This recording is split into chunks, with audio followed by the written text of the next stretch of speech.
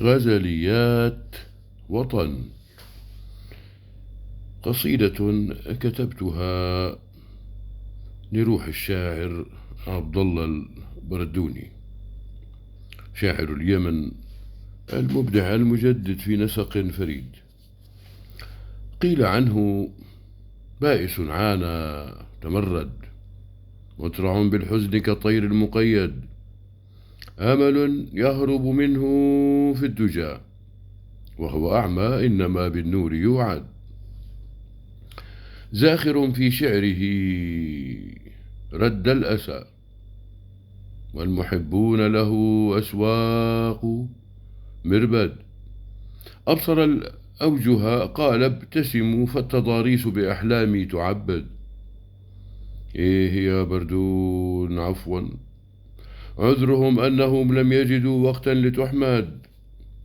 هم رأوا فيك شعاعا ساريا، وعلى عينيك مصباح توقد. جرحك الدامي عميق غائر، غائم الدهر يماني معقد.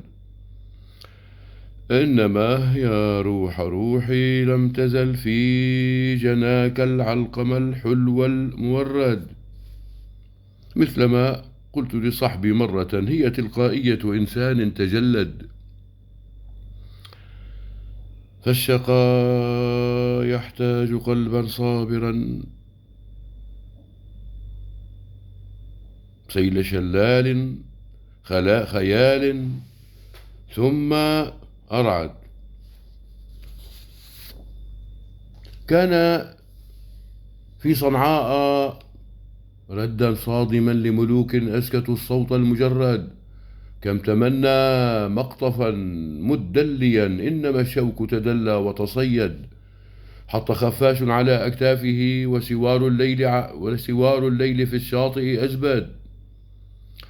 قلت يا بردون مأساة الهوى، أن لا شيء تساوي. قم تنهد، أنت تدري إن شظايا صوبت صوب بحر العرب تدمي أم أحمد. والقناديل إذا نغتالها كيف نرجوها بميل أو بمرود. والمعاني أنت كم أخرجتها مخرج المبدع في أرض تبدد. ليت بلقيس رأت أيامنا لاستشارات بما يهوي ويصعد. ابتسم لي في عذابي يا أخي، أيها الأجمل في الشدو المخلد، الذي في اليمن الطيب الذي بات عنوانا لتاريخ ممجد.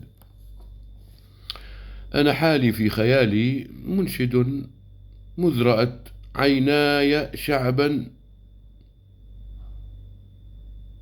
فيك ينشد. لا زمان البن ولا وانتهى، لا ولا اسمك في القبر يرقد.